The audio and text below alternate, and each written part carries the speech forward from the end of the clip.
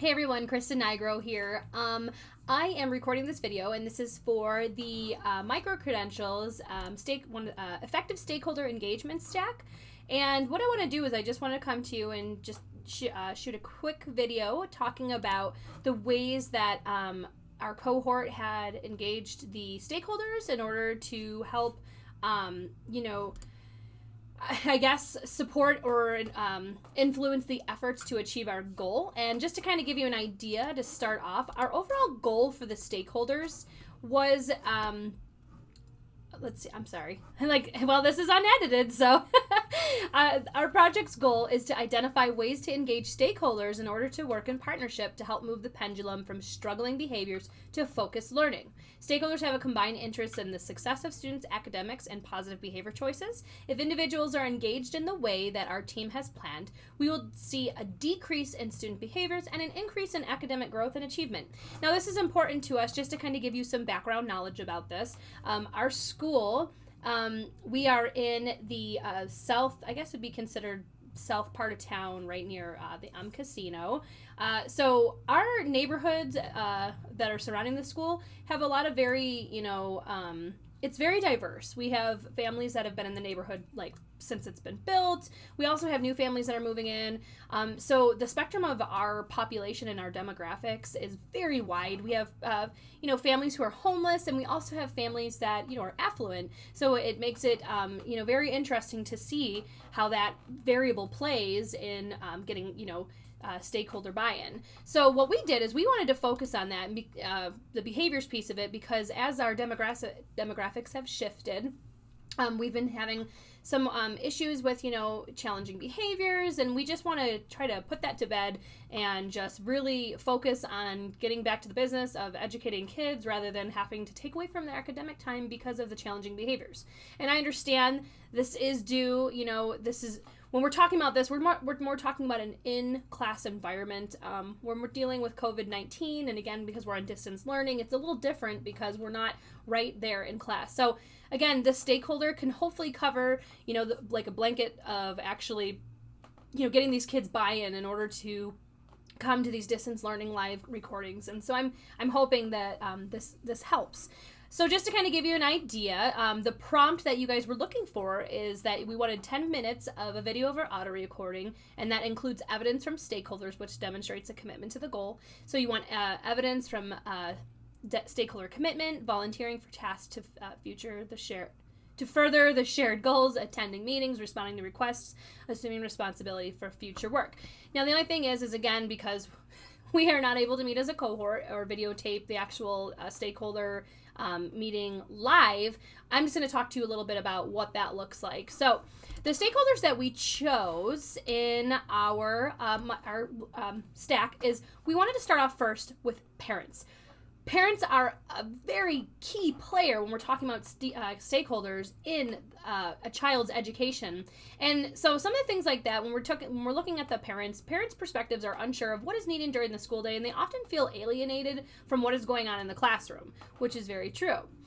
Their needs are open communication, which could include the school website and more opportunities to be more involved throughout the year. Now, how we actually did that, one thing I will say that we did get an opportunity, because when we started the stakeholder stack, the first one, this was before COVID-19 was a really big thing. We had gone off on distance learning.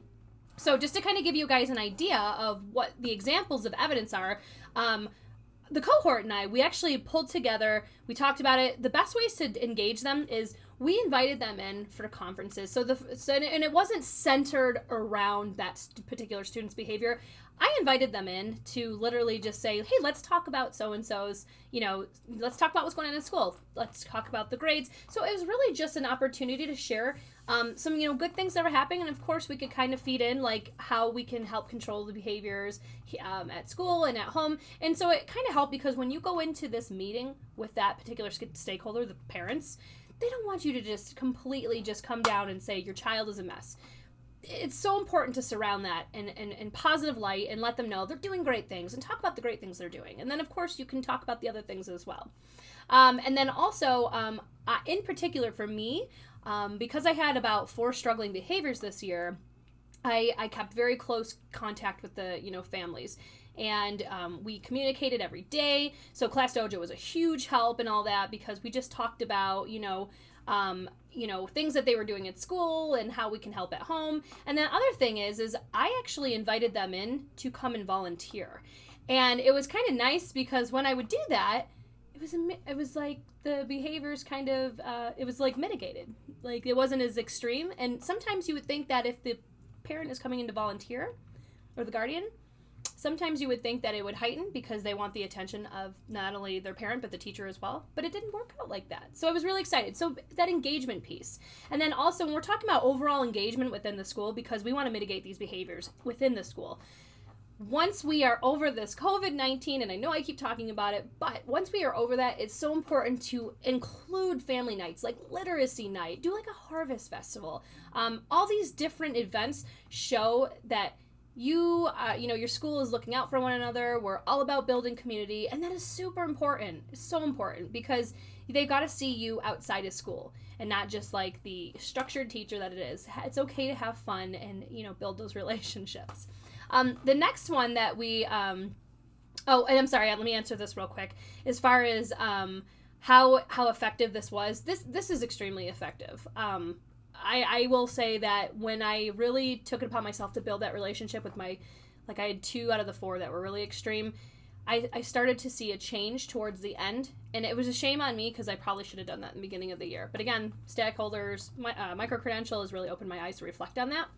Another stakeholder that we considered to be a key player is definitely the educators. And when we say that, that is so important, because the educators are like the front line. They're the ones who are working with the kids. They are the ones that are there. So when we're talking about the teachers, needs include ongoing professional development opportunities, communication and collaboration within the site, and access to a behavior intervention team, also known as the BIT team.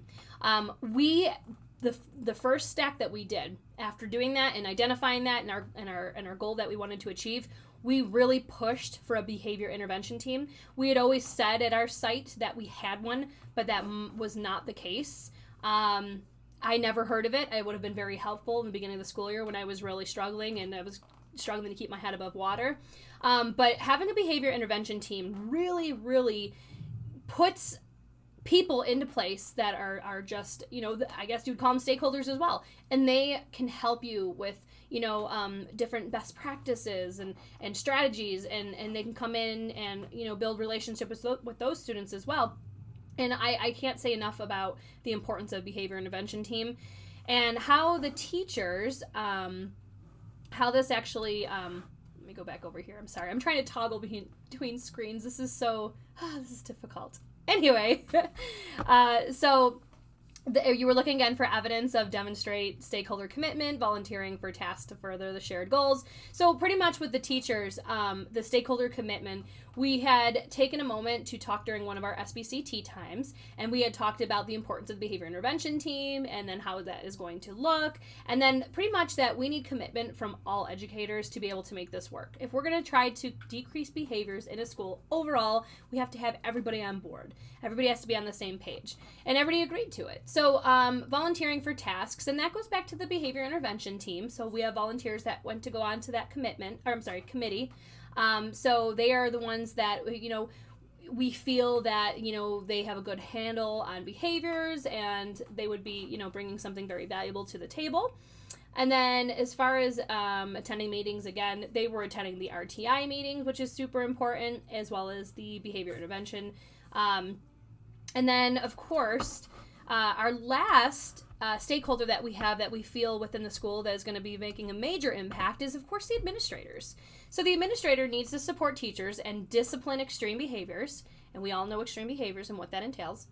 Administrators may have needs such as time to work with behavior incidents, as well as the need to delegate responsibilities to a team, such as a behavior intervention team at the school.